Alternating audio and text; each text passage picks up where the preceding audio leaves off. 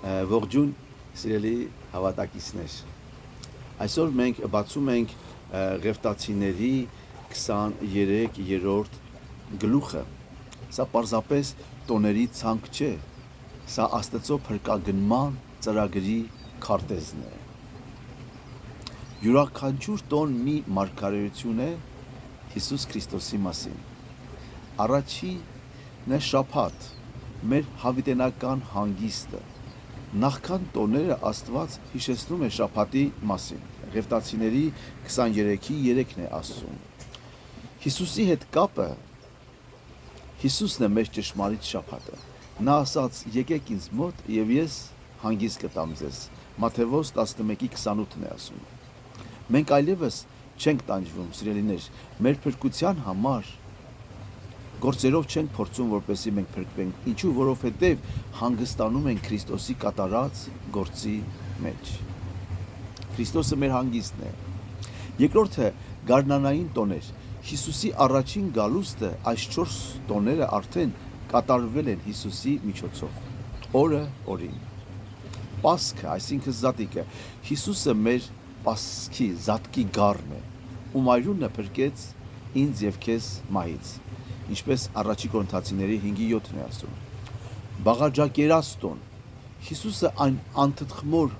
անմեղ հացն է, ով թաղվեց երկրի մեջ մեր սրբության համար։ Երախայրիքի առաջին պտուղների տոնը։ Հիսուսը հարություն առավ հենց այս տոնի օրը։ Առաջի Կորինթացիս 15:20-ն ասում է. Քրիստոսը հարություն է առել մեռելներից, ննջեցյալների առաջին պտուղը, երախայրիքը, Պենտեկոստեն, այսինքն հոգեգալստի այդ օրը, որ Քրիստոսի հարությունն էին տոնում, Սուրբ Հոգու գալուստը եւ եկեղեցու ծնունդը։ Երրորդը աշնանային տոներ։ Հիսուսի երկրորդ գալուստը, այս տոները մատնանշում են այն, ինչը դեռ պետք է լինի, փողերի տոն։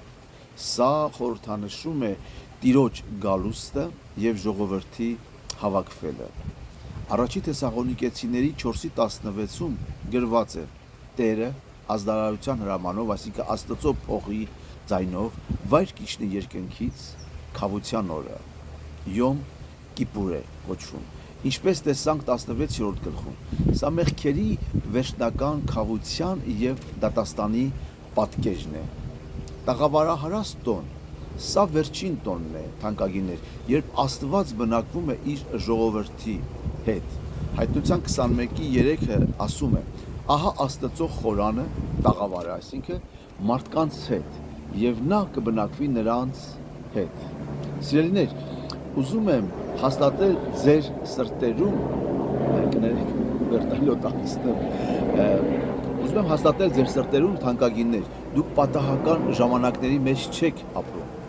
Աստված ունի հստակ ժամանակացույց ձեր փրկության համար։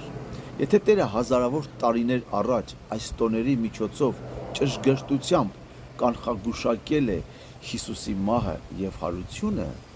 ապա վստահ եղեք, նա նույն ճշգրտությամբ կկատարի իր մնացած խոստումները։ Դուք Աստծո ձեռքերում եք եւ նրա ծրագիրը ձեր կյանքի համար բարի է եւ հաստատում։ Ինչպես Ֆիլիպպեցիների 1:6 ասում է, այն բարի գործը, որ սկսեցի քո կյանքում, ավարտին կհասցնեմ։ Եկեք աղոթենք, թանկագիններ։ Տեր Հիսուս, շնորհակալ ենք, որ դու ես մեր պասեկ, այսինքն մեր զատիկը, մեր հարությունը եւ մեր հանգիստը։ Շնորհակալ ենք, որ քո ձեռքերում է մեր ժամանակը։ Խնդրում ենք, պատրաստիր մեր սրտերը քո մեծ գալստյան համար, նաեւ հափշտակության եւ օգնիր մեզ ամեն օր բնակվել քո ներկայության մեջ, քո տաղավարում, ամեն։ Թանկագին, եթե այս պատգամը քաջալերեց քեզ, գրեք մեկնաբանություններում այս հետևյալ խոսքերը. Հիսուս, դու իմ Տերն ես եւ իմ հավիտենական տոնն ես։ Աստված օրհնի ձեզ, Տիրոջ շնորհը թող լինի ամեն մեկիդ հետ։ Եղեք օրհնված Հիսուսի անունով, ամեն։